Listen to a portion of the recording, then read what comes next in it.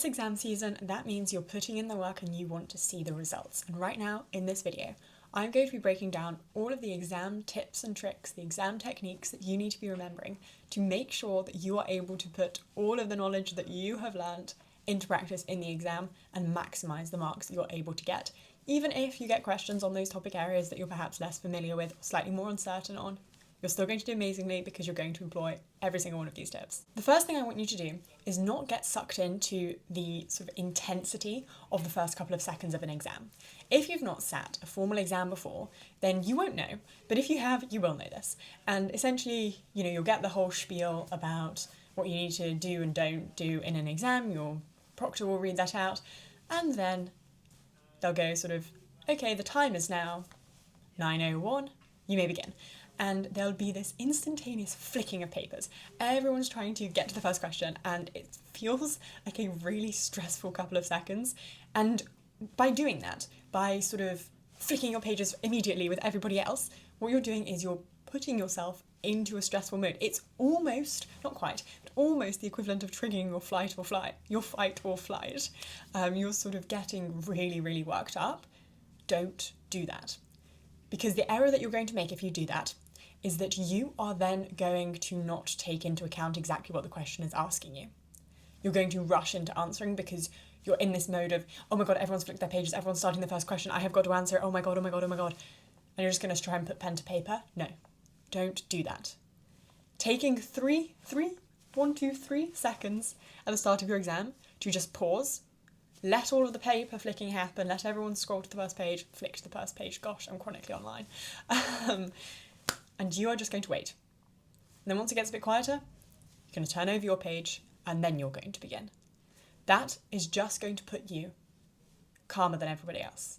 That's going to mean that when you get to the first page, you're going to take the time to properly read the question. And this has got to be consistent throughout the entirety of your exam.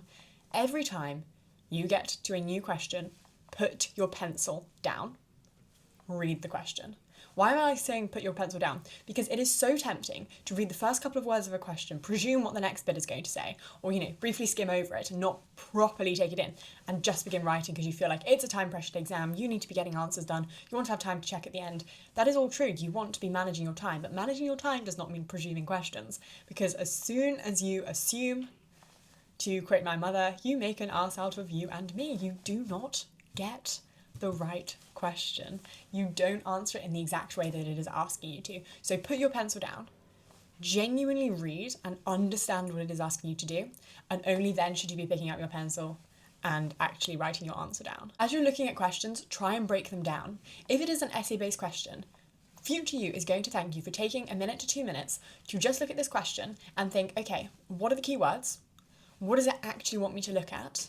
What is the underlying focus? And those sound kind of arbitrary.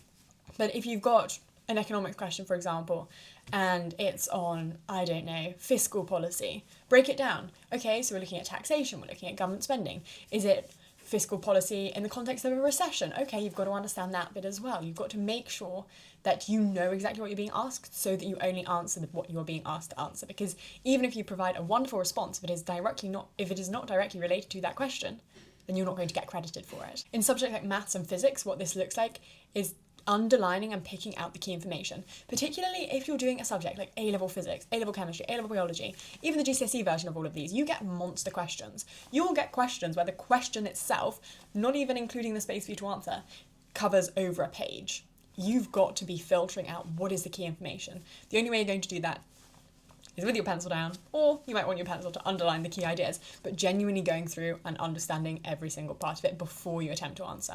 Yes, this is going to slow you down, but you would rather be slowed down and answer all the questions fully and directly related to what is actually being asked of you, rather than rushing through and actually, filling everything in, but not actually directly answering questions. So you're really capping your marks, because the problem is when you don't actually formulate your response around what the question is directly asking you to do, you cannot get into the top band.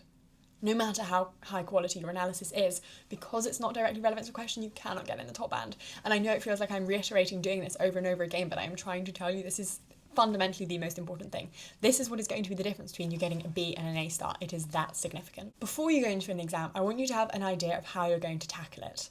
So whether this looks like creating a timing plan for a time-pressured exam, for exams, for example, like English literature, it can be very time-pressured. I would be writing from the moment I was allowed to until the moment that the examiner person said pens down. Constantly writing, other than planning, but pretty much constantly writing.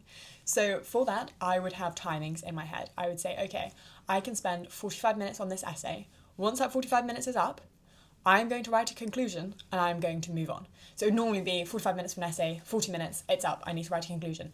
Even if I'm midway through a paragraph, I will quickly finish that paragraph and write in a conclusion.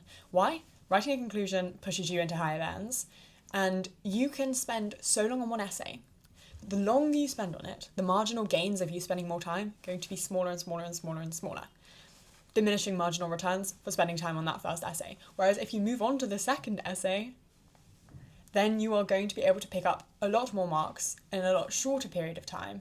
So there's actually going to be initially increasing returns to you spending time on that second essay. So the trade-off is obvious. If you feel like you're going to overrun on the first one, stop your paragraph, bring it to an end, write 1 or 2 lines of a conclusion, trying to be very analytical in that conclusion. That's where I would give myself 5 minutes rather than rush it, because genuinely having a conclusion that signals, oh my god, I'm a good student, something like bringing in future expectations of how, whatever you were discussing is going to develop, that's really good to do. But then move on and actually start the second essay, because you're going to be able to pick up a lot more marks a lot more quickly. Future year is going to thank you. If you're approached with a question that you genuinely don't know how to answer, the best thing that you can do is not leave it blank. I know you're told that over and over again, but I'm going to tell you what you should do instead of leaving it blank. If you can think of keywords, if there are keywords in the question even, you're going to define those keywords. Sometimes just having some definitions in there is going to get you marks. If you can think of, for subjects like chemistry, physics, biology, even geography and economics occasionally, if you can think of formulae that might be relevant to this question, write them down, sub in some values, think about how that is directly applicable. Even if you're not specifically answering the question because you don't know how to, putting down relevant information like keywords, like diagrams, like equations, like any key concepts that you think might be relevant, is going to at least mean you can pick up 1 or 2 out of 6 marks, for example, rather than just leaving it completely blank and not being able to get anything. Those are my big tips for exam technique. Good luck on your exams. If you have any subject-specific questions, exam-specific questions, any questions whatsoever, let me know in the comments, and I'll be making tons of videos over the next coming weeks responding to all of them. See you in the next video.